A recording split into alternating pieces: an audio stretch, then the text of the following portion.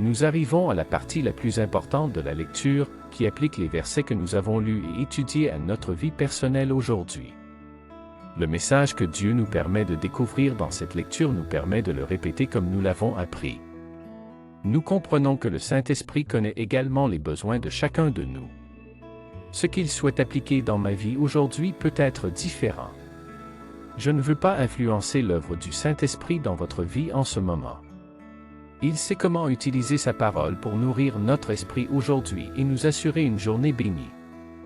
Personnellement, nous pouvons partager avec vous ce que le Saint-Esprit souhaite découvrir dans cette lecture d'aujourd'hui et si vous trouvez des applications différentes que la nôtre, partagez-les avec nous le commentaire ci-dessous. Pour mieux son application, on doit faire la mise en contexte de Job 2 versets 1 à 10. Une nouvelle épreuve. Après que ses biens et ses enfants aient été perdus, Satan demande à nouveau à Dieu de tester Job, et Dieu lui permet de toucher son corps. La souffrance physique.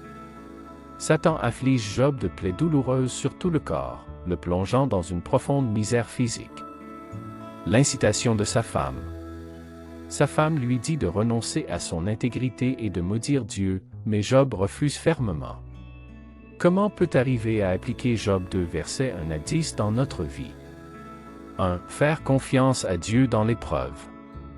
Même lorsque Dieu semble permettre la souffrance, comme il l'a fait avec Job, on peut choisir de lui faire confiance plutôt que de se laisser entraîner par le désespoir. 2. Rester fidèle malgré la souffrance. La foi de Job est un exemple puissant de fidélité face à la douleur, ce qui nous encourage à garder notre foi, même si les circonstances semblent désespérées. 3. Voir les épreuves comme une opportunité. On peut considérer que les épreuves, même si elles sont destinées à détruire, peuvent être utilisées par Dieu pour le magnifier, nous offrant ainsi une occasion de témoigner de notre foi. 4. Refuser de maudire Dieu. Comme Job, on peut choisir de ne pas rejeter Dieu ou de le maudire, même quand tout semble noir. 5. Soyez prudents dans la façon dont réagissez aux souffrances des autres. Au lieu de tirer des conclusions hâtives sur les raisons de leurs épreuves, offrez un véritable réconfort et une présence amicale.